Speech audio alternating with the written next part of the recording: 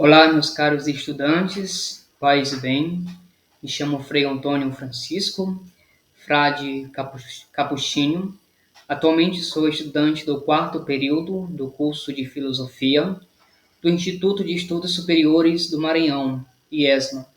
Na aula de hoje, iremos falar de um grande filósofo irlandês, George Berkeley, que se destacou por combater o avanço do materialismo, na qual, como já conhecemos, é uma concepção filosófica que admite a origem e a existência humana a partir de uma condição concreta, isto é, a matéria.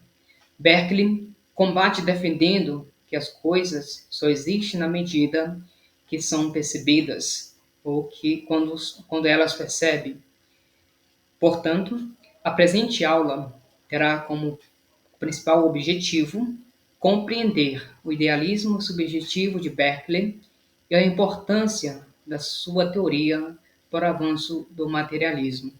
E, além do mais, expor as ideias básicas que levaram o filósofo George Berkeley a afirmar que só é real aquilo que é percebido pelo espírito.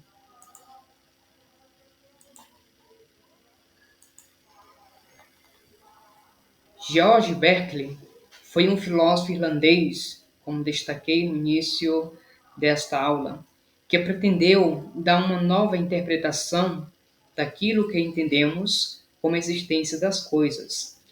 Nasceu no dia 12 de março do ano de 1685, em Kilkenny, Irlanda.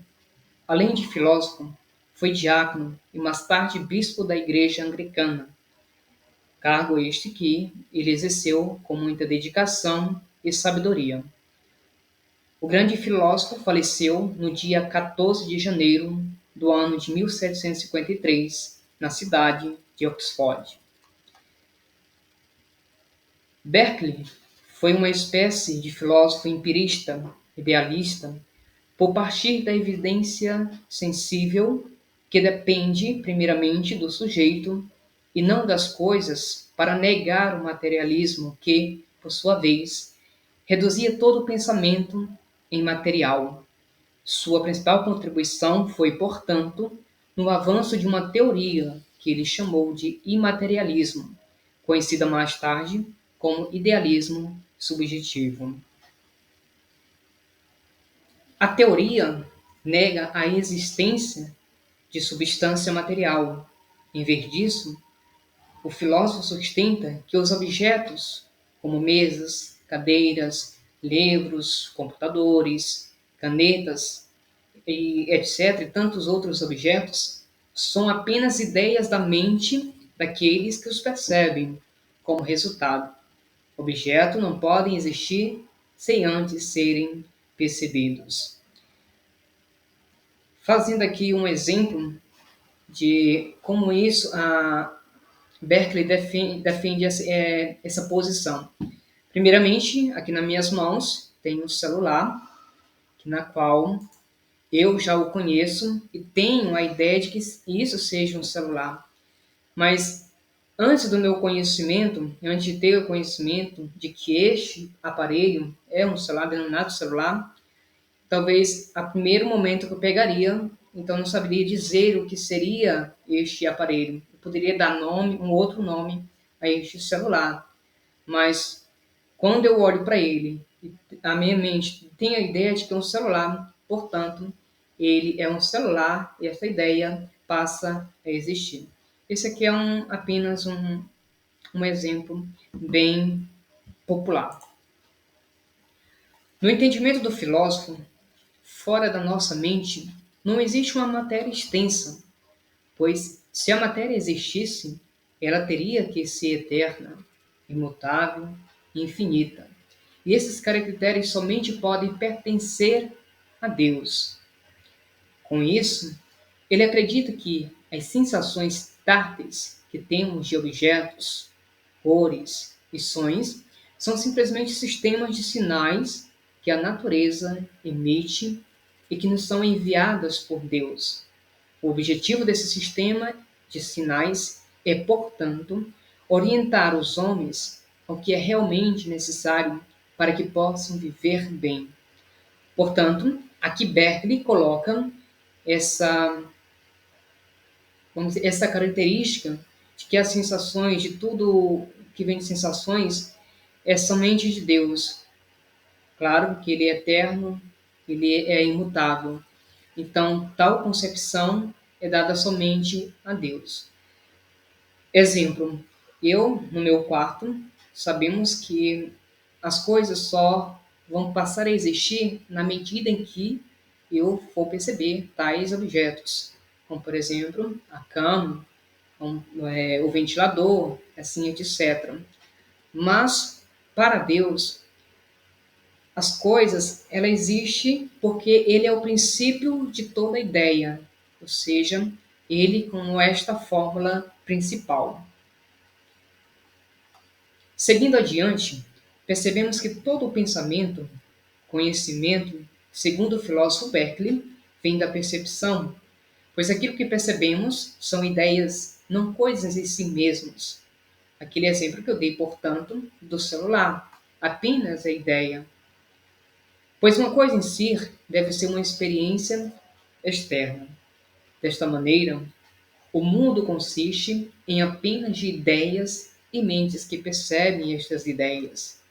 Isto é, uma coisa só existe na medida em que é percebida ou que é percebidas, ou que são percebidas. Neste caso, eu posso dizer, para que eu possa existir, é necessário que eu perceba as coisas e que ao mesmo tempo seja percebido por outras pessoas, assim como ele coloca como o ser percebido pelo Espírito. Portanto, eu só passo a existir quando eu percebo tais objetos ou então alguma outra pessoa. Geralmente acreditamos que os objetos naturais, como os carros, árvores, computadores, têm uma existência real separada das mentes das pessoas. Mas, para Berkeley, ele acredita que para que as coisas existam, elas têm que ser percebidas por uma mente que faça algum tipo de ideias sobre ela. Retomo novamente a ideia do celular. Aqui eu tenho meu celular, portanto, para que ele pudesse existir, é necessário, portanto, que eu percebo e que traço a ideia de que isso seja um celular. Ser é perceber ou ser percebido. Embora já tenhamos adentrado no que se refere ao assunto, que é também o nosso tema desta nossa aula, Berkeley vai destacar duas coisas importantes, fenômenos importantes para o ser humano, para adquirir também este conhecimento e também provir todo o pensamento. Então ele destaca duas coisas importantes, a sensação e a percepção. A sensação, para Berkeley, não são qualidades das coisas, mas um estado da alma. Logo, não é uma qualificação, mas ela é uma mudança na alma. Da mesma forma, Berkeley, ao falar da percepção, coloca como uma atividade do espírito. Ela é um movimento da alma e não um movimento do corpo. Portanto, a percepção não age na apreensão das coisas, mas é o espírito que realiza o processo ativo das coisas. Portanto, conclui-se que, para Berkeley, toda a percepção e sensação depende unicamente do espírito. Agora, é necessário colocar o que de fato é este espírito para Berkeley. Então, o espírito para o filósofo é um fenômeno humano que identifica o próprio ser humano, ou seja, uma entidade que não é física, um ente ativo que eu não percebo, porém exerce uma atividade de ser ciente.